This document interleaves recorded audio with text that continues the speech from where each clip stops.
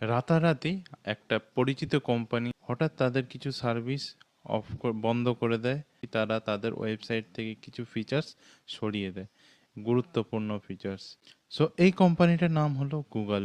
আমরা সবাই সচরাচর সব কিছুতেই গুগল ব্যবহার করি, সার্চ ইঞ্জিন থেকে সব কিছু। তো যেটা হলো গিয়ে নাম 100 ছিল যেখানে, সেটা নাম 10 করে দিয়েছে।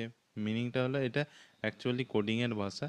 আমি সহজ করে বাংলা ভাষায় বলতে গেলে এটা নাম 100 থেকে নাম 10 করা মানেটা হলো, আমরা যে ওয়েব পেজ সার্চ করি বা গুগল ইঞ্জিনে সার্চ ইঞ্জিনে সার্চ করি, সেই সার্চ ইঞ্জিনে সার্চের সময় দেখবেন অনেকগুলো, নিচের দিকে দেখবেন অনেকগুলো ওয়েব পেজ একসঙ্গে লোড হয়ে যায়। তো আগে ম্যাক্সিমাম 100খানা ওয়েব পেজ লোড হতো, বাট এখন নাম 10 করার ফলে ম্যাক্সিমাম 10টা পেজ লোড হবে।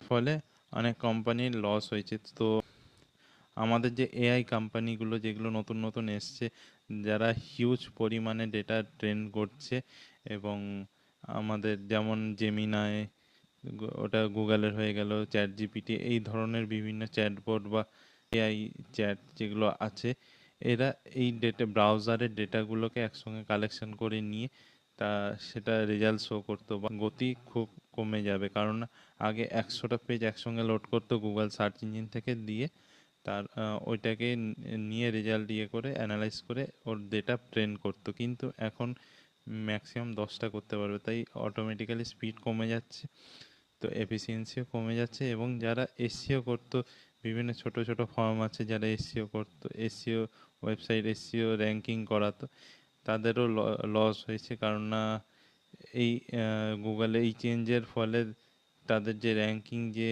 স্ট্র্যাটেজিগুলো সেগুলো নষ্টই হয়ে গেছে। তো তাদেরকে সাবস্ক্রিপশন মডেলে এই এআই কোম্পানিগুলো তাদের গুগলের সাবস্ক্রিপশন প্ল্যান নিয়ে তাদের মডেলকে ট্রেন করতে পারবে ডেটা নিয়ে। তো এটাই হলো মেন চেঞ্জ।